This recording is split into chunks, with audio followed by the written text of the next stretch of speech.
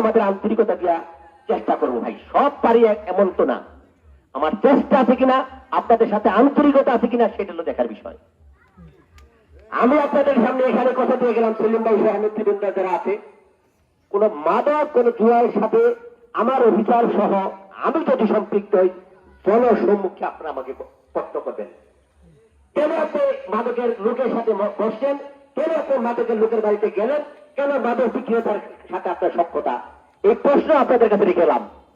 আমরা চাই আপনারা যদি ভালো হন, আপনারা যদি সত্যিকার অর্থে মাদক মুক্ত চান, আপনাদের সাথে কাঁধে কাঁধ মিলিয়ে আমরা কাজ করতে চাই।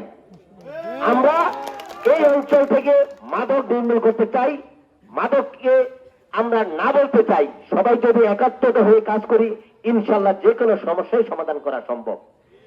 কিন্তু ভাই একটা জায়গায় একজনে আরেকজনের সমস্যা সমাধান করতে গিয়া কারো প্রতি দোষারোপ করার বিষয় না। আমারও তো সীমাবদ্ধতা আছে। বলেন, আমি কেউ কইলি 5 মিনিটের মধ্যে এখান থেকে গাড়িতে পাঠাইতে পারি? আমার মিনিমাম 20-25 মিনিট লাগে। এই সময়টুকু তো আপনারা আমাকে দিবেন।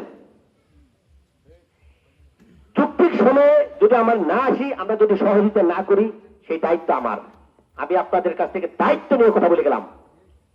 আপনারা সরকারি নাম্বার অনেকের কাছে আছে, আর আমার কাছে কার্ডও আমি নিয়ে আসছি। যারা লাগে আমার অফিসার আছে, তার থেকে নিয়ে নেবেন। আমাকে ফোন দিবেন, আমি আমার সাধ্য মতো সময়ে আমি আমার অফিসার দিয়ে আপনাদেরকে সহযোগিতা করার চেষ্টা করব। আমার এখানে দ্বীপের অফিসার আছে মানুন, তার নাম্বার হয়তো অনেকের আছে, তারে জানাবেন। সে সহযোগিতা না করলে আমাকে বলবেন, আমি সর্বোচ্চ আন্তরিকতা আপনাদের সহযোগিতা করে যাব। আমরা চাই মাদক মুক্ত সমাজ করতে, এটা আমাদের অঙ্গীকার। হয় মাদক থাকবে, না হলে আমরা থাকবো। এই প্রত্যয় যদি আপনাদের থাকে, ইনশাল্লাহ আমরা এই মাদক মুক্ত সমাজ আমরা নির্মূল করতে পারবো, সব মাদককে, এমনকি মাদক মুক্ত সমাজ করতে পারবো।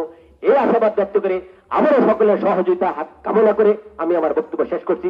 আসসালামু আলাইকুম, ধন্যবাদ।